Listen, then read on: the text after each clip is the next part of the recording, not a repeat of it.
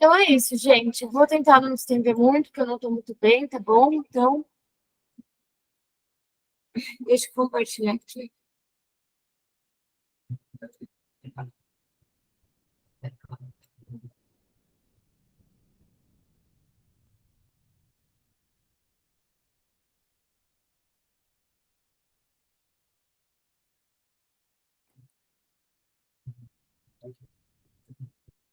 Alguém tentou fazer os exercícios da última aula? O filho, você vê, vai causando.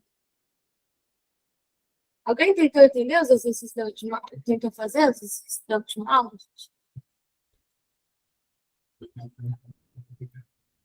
Não, né? Eu falei que não precisava. Mas, ó, se alguém começar a fazer e tiver dúvida, me manda mensagem, tá bom? Que eu ajudo vocês. Como eu falei, nas respostas da primeira apostila, eu coloquei um gabarito comentado. Tem até uns vídeos de uns professores resolvendo para ajudar. Filho, tem até uns vídeos de uns professores resolvendo para ajudar também, mas qualquer coisa, mesmo assim, se vocês tiverem dúvida, vocês me falam, tá bom? Eu... Vamos então relembrar que a gente viu na última aula. Então, a gente conseguiu começar a introduzir a química, né? A gente viu que a ciência é um conjunto organizado de conhecimentos, baseado no método científico. Eu até fiquei falando sobre a construção do conhecimento científico, que a ciência é um conhecimento nosso. Falei sobre a química, que a química estuda a matéria e suas transformações. Falei que massa é a quantidade de matéria, eu dei as unidades de massa, as conversões, né?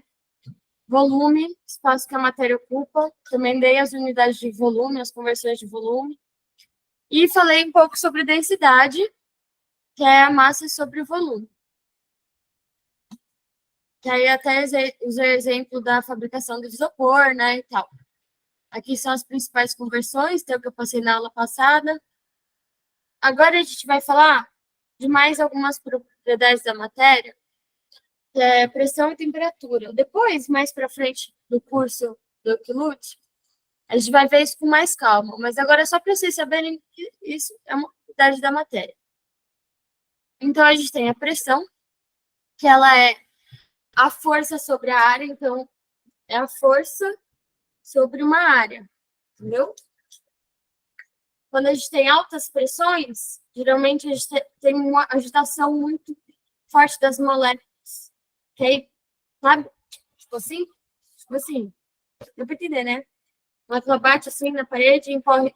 Quer ver? Tem uma foto que eu queria mostrar pra vocês. Eu achei que eu tinha colocado aqui, gente, não é possível. Aqui, ó. A pressão das moléculas empurra o pistão e aí o pistão sobe. Tá vendo ali? Ali está uma baixa pressão, por quê? Porque o pistão subiu, deu espaço para elas, mas conforme o pistão vai descendo, vai aumentando a pressão, porque vai ter cada vez menos espaço. Imagina colocar, sei lá, 100 pessoas dentro de uma salinha. Ia ficar maior agitação. A porta da salinha ia estar como? Quase caindo a porta. É a mesma ideia, tá? Então, depois a gente vai ver isso com calma. Também não estou bem hoje. Depois a gente vê isso com calma. Mas sabe que a pressão é uma propriedade da matéria que mede o grau de agitação das moléculas também. A temperatura, na verdade, mede o grau de agitação das moléculas. A pressão está relacionada com a temperatura. Aí aqui a gente tem as unidades de pressão. Para converter, gente, a regrinha de 3, principalmente. Temperatura mede o grau de agitação das moléculas, que eu falei, né? Quanto maior a temperatura, maior a agitação. Então, a pressão e a temperatura, elas estão meio que proporcionais, né? Porque a gente aumenta a temperatura, aumenta a agitação das moléculas, mais força elas vão exercer sobre uma certa área. E aí, maior a pressão.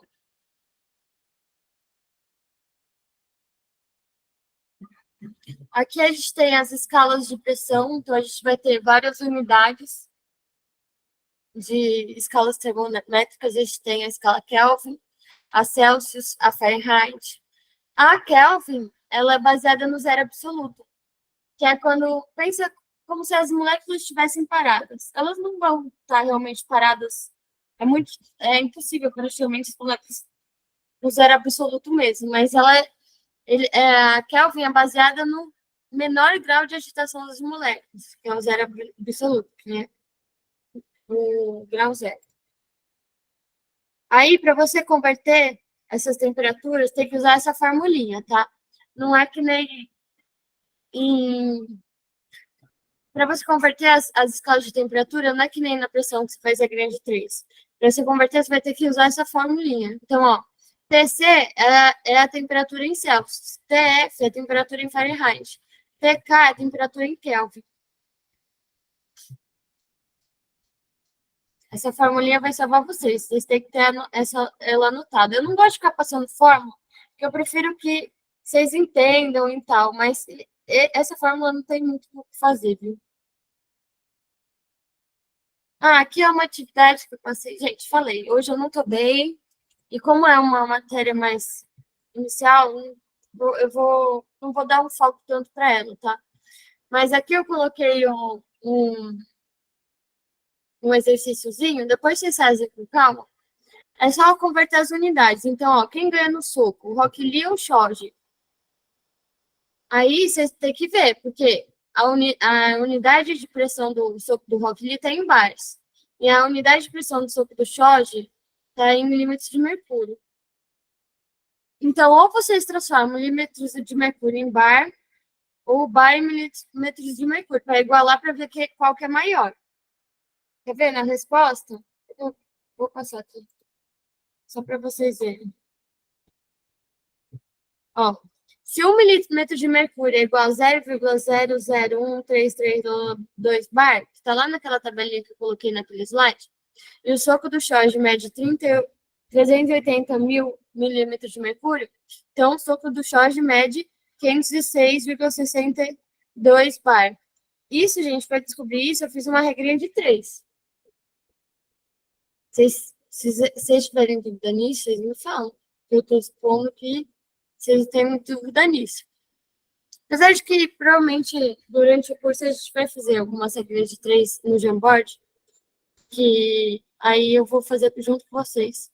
Quer que eu mostre na prática? Tá bom, Deck. Você entrou depois, né, Deck? Tenha piedade comigo, cara. Eu tô doente.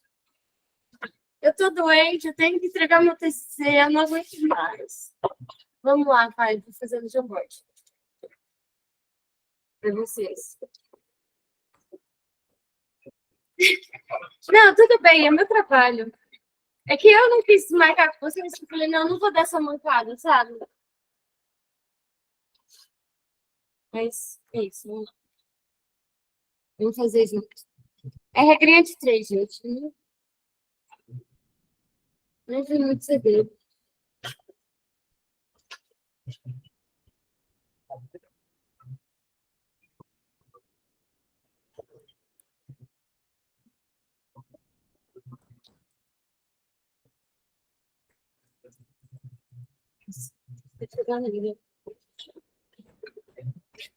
Eu nem peguei a minha mesa digitalizadora, porque essa aula é de transformações de matérias. Daqui eu tô finalizando a aula de quarta, né?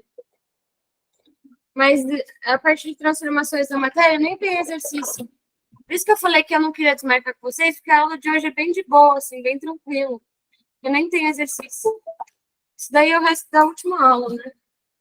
Que eu não consegui passar para vocês. Peraí, vou abrir o Jamboard para vocês.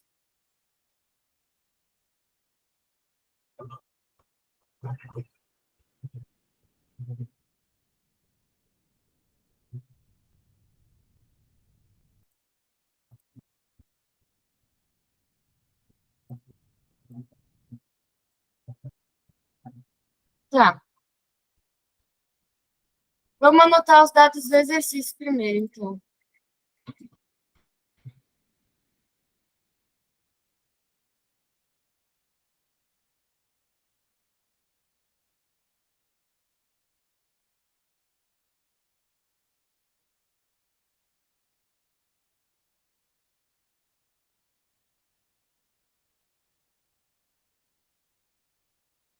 1086 bar. 1086. Soco do Jorge. 380 mil milímetros de mercúrio.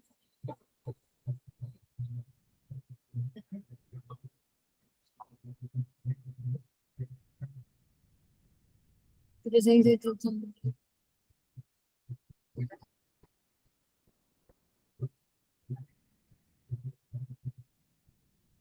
Caramba, eu nunca usei a caneta da mesa digitalizadora do Beck, meu parceiro, né? E agora eu tô usando, a caneta dele é melhor que a minha. Minha letra nunca ficou tão bonita assim. Caramba, a minha deve estar com problema, não é possível. Caramba. Tá, 1 milímetro de mercúrio. Isso daqui tá na tabelinha que eu coloquei para vocês. 1 milímetro de mercúrio é 0,001333 0,00133322.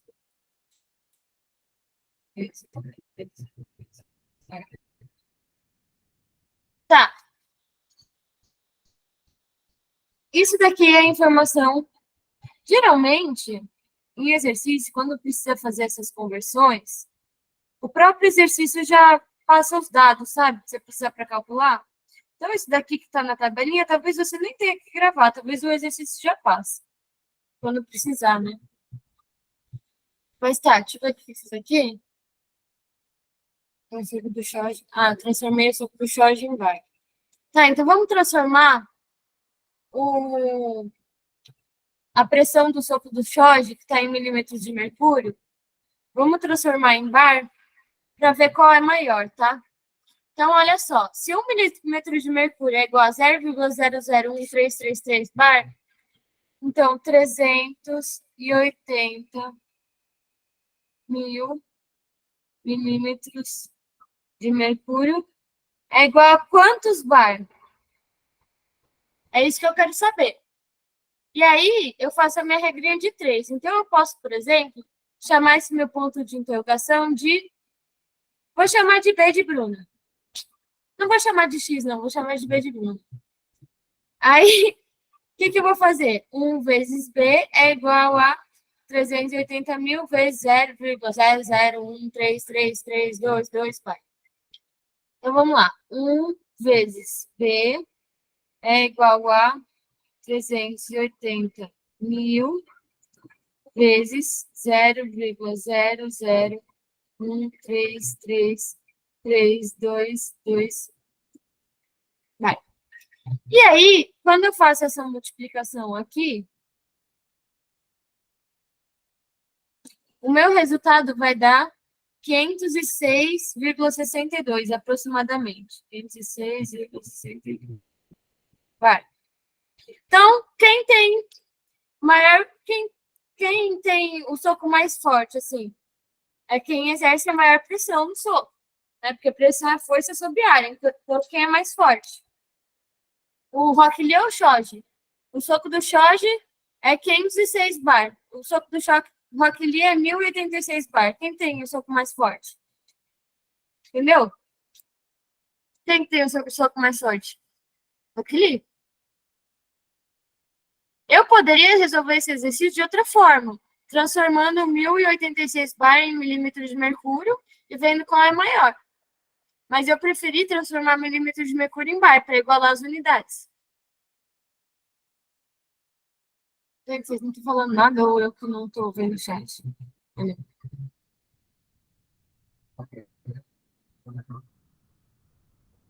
Deck, eu peguei minha mesinha só para você, cara. Desculpa, eu tava calculando pra ver se estava certo. Mano, faz tempo que eu fiz essa conta, pra falar real. Né? Desculpa, eu cheguei agora. Então. Deu certo. Deu certo? Deu certo. Ah, não, mas você entendeu como é que faz? Entendi. Eu já sabia meio de cabeça que é bom ver em prática também, né? Olha, eu tô até meio vermelha aqui, cara. Desculpa, Gente, eu não sabia que tava cansada. Mano, eu não sei o que eu tenho. Eu só sei que eu tô o dia inteiro com uma dor de cabeça aqui. Eu tô quente. E o Nicolas falou que minha cara tá rosa, aqui e aqui. E eu tô sentindo minha cara meio inchada. Sei lá, tá meio estranho. Mas tudo bem. Eu vou, então, voltar aqui pra aula. Pelo menos a gente fez esse exercício. Ah, já acabou, já. Era só isso mesmo que eu ia passar. Do resto da última. Vai ser febre. É, né? Porque eu tô quente. É que meu termômetro acabou a bateria. Então não dá pra... Bateria, sei lá. É, bateria, sei. Então, eu acabei. O que faltou da aula passada era pressão e temperatura. Então, pressão é força sobre uma área e uma soquinha. E temperatura, médio grau de agitação das moléculas. Eu não gosto de falar molécula, porque molécula é um termo que só vale para compostos que realizam ligação covalente. Mas vou falar molécula, considerando também compostos iônicos e metálicos, porque é o que todo mundo fala, entendeu? Mas saibam que tá errado, todo mundo fala errado. Depois vocês vão ver isso em ligações químicas, aí eu vou explicar isso melhor, calma, não tem que entender agora. Mas, ó, vamos ver estados de transformações da matéria rapidinho. A gente ainda tem 20 minutos, vai dar certinho. Para eu poder... Ah, não ia transformar, compartilhar PDF, não, eu vou compartilhar aqui direto. Vocês verem. Vamos lá, então.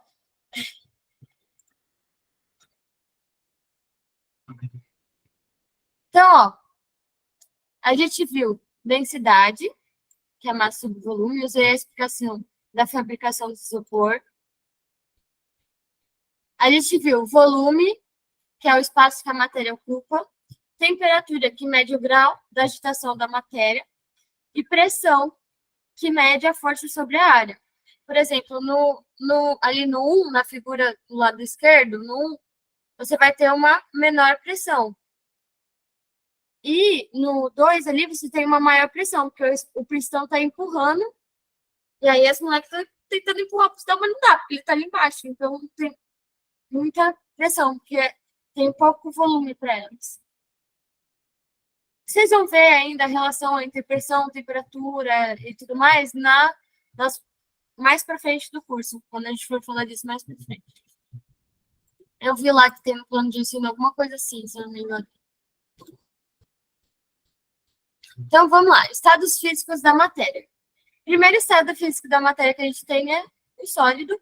Ele vai ter forma e volume definidos. Por exemplo, a gente vê lá o gelinho, ele está quadradinho.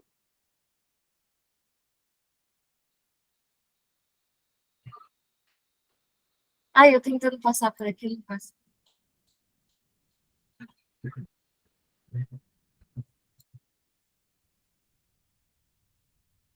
O líquido, ele vai ter um volume definido, mas uma forma variável.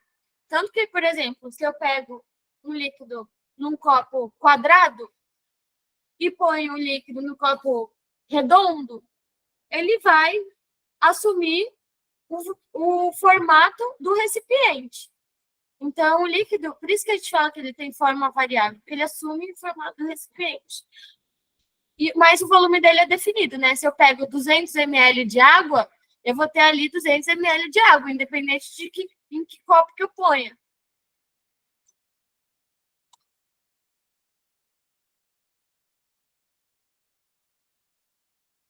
Vapor. O pedinho, eu sempre dou risada com esse pedinho. Vapor, ele vai ter forma e volume variável. A gente fala que ele ocupa todo o espaço que lhe é dado, né? Aqui tem um conceito importante que eu anoto sempre para não esquecer, vou até falar para vocês, minha colinha. A diferença entre gás e vapor. A química com Bru, que o meu é a química da Bru, né? Mas a química com Bru, ela já fez um post sobre isso. Inclusive, foi do post dela que eu peguei isso. Eu também não sabia. Claro, né? Eu sou professora iniciante, né, gente? Tem muita coisa que eu ainda não sei. Então, assim, gás, para se tornar líquido, ele... Olha só, gente, presta atenção. O gás, para ele se tornar líquido, você só precisa diminuir a temperatura, baixar a temperatura, em um processo que a gente chama de liquefação. Já o vapor, para se tornar líquido, você pode diminuir a temperatura, mas também você pode aumentar a pressão, em um processo que a gente chama de condensação. Então, essa é a diferença do gás para o vapor. O gás sofre liquefação e o vapor sofre condensação.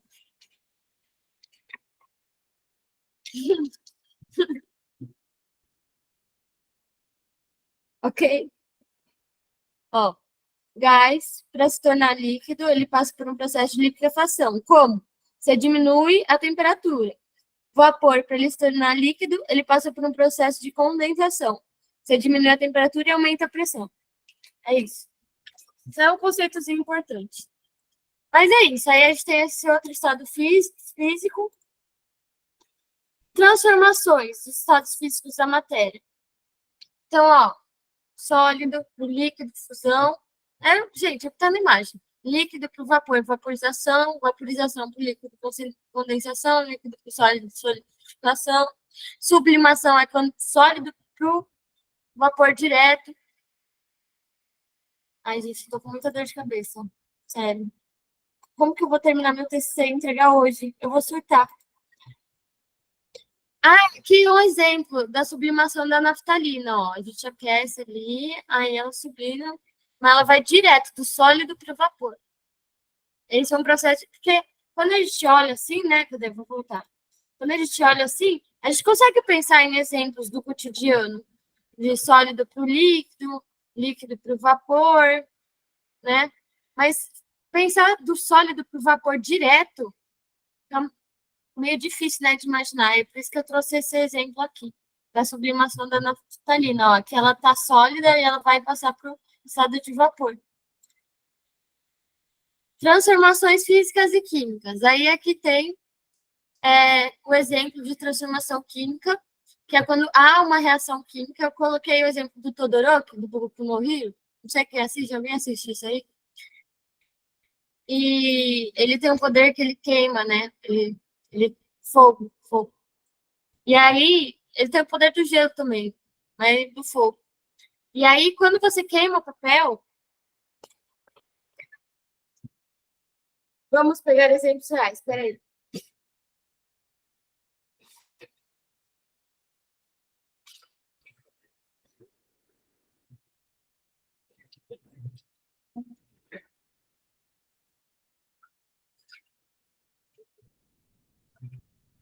Aqui a gente tem um papel. Se a gente queimar o papel, queimar o papel. Tô queimando papel.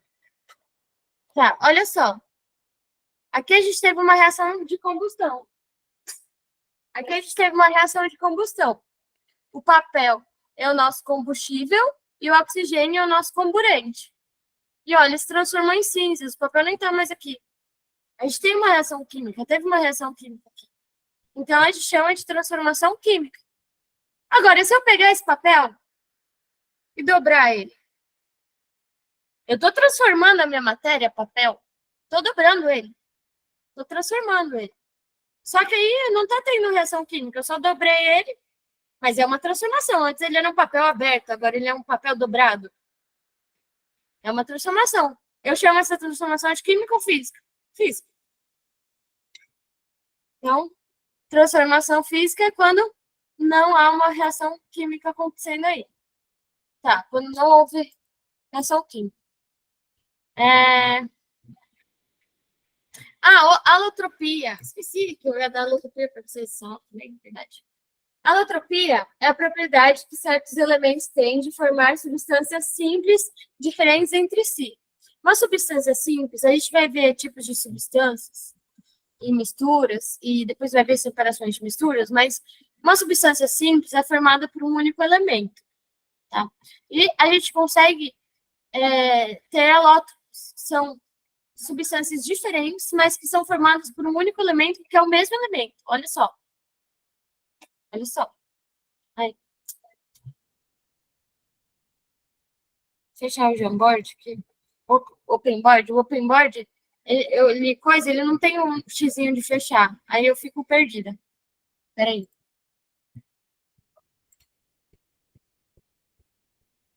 Então, ó, o carbono, ele é um exemplo de um elemento que tem vários alótropos. Então, a gente tem, por exemplo, grafite, A gente tem o diamante, o fuelereno, o outro fuelereno ali maior. São vários carboninhos, mas que formam substâncias diferentes. E todas são substâncias simples, são formadas pelo único elemento que é o carbono. Olha que da hora. Gente, isso é muito doido. É o mesmo elemento que faz ou um grafite que quebra fácil, ou um diamante que tem a maior dureza. Dureza 10, maior dureza. A gente tem também o fulereno. Olha, parece uma bola de futebol. São diferentes substâncias, mas são formadas pelo mesmo elemento, só por ele. Muito louco. Muito louco. Tá, outro exemplo. A gente tem o exemplo do oxigênio, que ele tem dois alótropos, o gás oxigênio e o gás ozônio. O gás oxigênio, ele é formado... Olha aqui.